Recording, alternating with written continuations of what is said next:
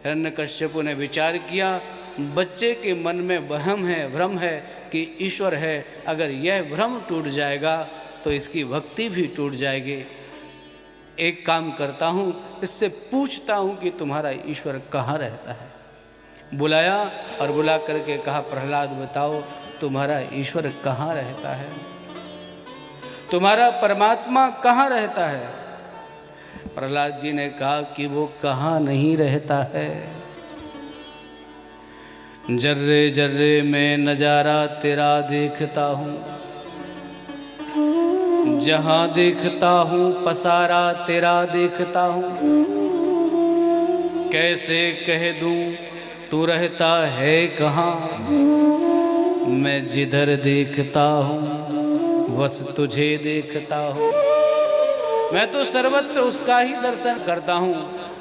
तुम कहते हो कि वो कहाँ है और मैं कहता हूँ कि वो कहाँ नहीं है। सब जगह वही तो है। क्या इस स्तंभ में है? प्रहलाद जी ने कहा इसमें भी है।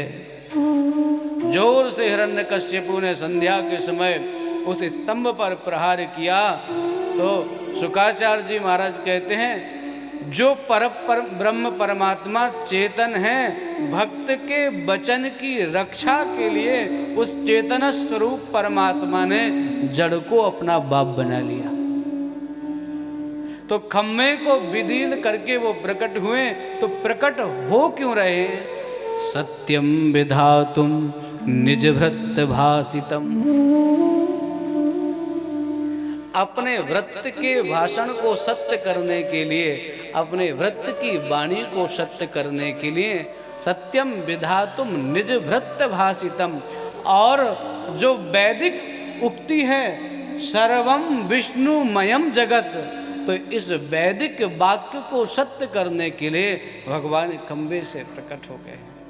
बोलिए नृसिंह भगवान की जय। भगवान प्रकट हुए, गगड़ गड़गड़ानो खम्ब फाटो फटफटानो निकसो नर नागर को रूप अति भयानक है। जोर से हुंकार करते हैं। अति भयानक रूप देख करके हिरण्यकश्यपु ने विचार किया, ये कौन है जो ना नर है ना सिंह है, ये नरसिंह कौन है। जोर से भगवान के ऊपर प्रहार करना चाहता था। भगवान थोड़ी देर तक उसके साथ खेलते रहे और देवताओं ने जाकर के प्रार्थना की, महाराज ज़्यादा मत खेलिए इसके साथ, संध्या का समय होगा तो इसका बल बढ़ जाएगा। संध्या के समय, रात्रि के समय असुरों का बल बढ़ जाता है, इसलिए शीघ्र इसका उद्धार कर दीजिए। भगवान नरसिंह को हंसी आ गई कि मुझे भी इसका डर है कि संध्या होगी,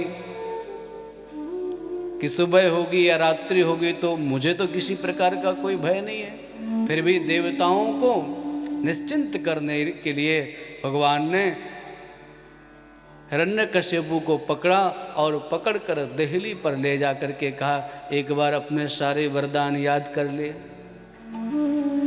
उसने कहा, मुझे वरदान मिला है न मैं दिन में मरूंगा न रात में। भगवान ने कहा, यहीं से शुरू करते हैं, देख ये न दिन है न रात है, संध्या का समय है। उसने कहा, मुझे वरदान मिला है कि न मैं अस्त्र से मरूंगा न शस्त्र से, तो नाखून दिखाए कि देखो ना ये अस्त्र है न शस्त्र है। उसने कहा, मुझे वरदान मिला है कि ना मैं जड़ से मरूंगा न चेतन से, तो बोले ये नाखून इसीलिए तो दिखाए हैं, ना ये जड़ है ना चेतन है। नाखून काटते हैं तो दर्द नहीं होता, पर थोड़ा सा कट जाए ज़्यादा तो दर्द होता है। तो ना ये जड़ है न चेतन है। उसने कहा कि मुझे वरदान मिला है कि ब्रह्मा के द्वारा बनाई गई जितनी भी सृष्टि है उसमें से मैं किसी के द्वारा नहीं मरूंगा। तो ठाकुर जी ने कहा, नरसिंह भगवान ने, कि ब्रह्मा को बनाने वाला मैं हूँ, मुझे ब्रह्मा नहीं बनाते हैं। उसने कहा कि मुझे वरदान मिला है कि मैं 12 मास से किसी मास में नहीं मरूंगा। भगवान ने कहा अधिक मास की व्यवस्था तुम्हारे लिए की है। उसने कहा मुझे वरदान मिला है कि न मैं ऊपर मरूंगा न नीचे। बोले बेटा गोद में मरोगे, गोद है तुम्हारे लिए। पर सच में विचार करो तो कितना सौभाग्यशाली है ये कि भले प्राणों का हरण हो रहा है पर श्री ठाकुर जी अपनी गोद में स्थान दे रहे हैं। गोद में उसको रख करके और उसके वक्षस्थल को विदीर्ण करके उसके अतड़ियों को निकाल करके गले में पहन लिया और हिरण्यकश्यपु का श्री ठाकुर जी ने उद्धार कर दिया। बोलिए नृसिंह भगवान की जय।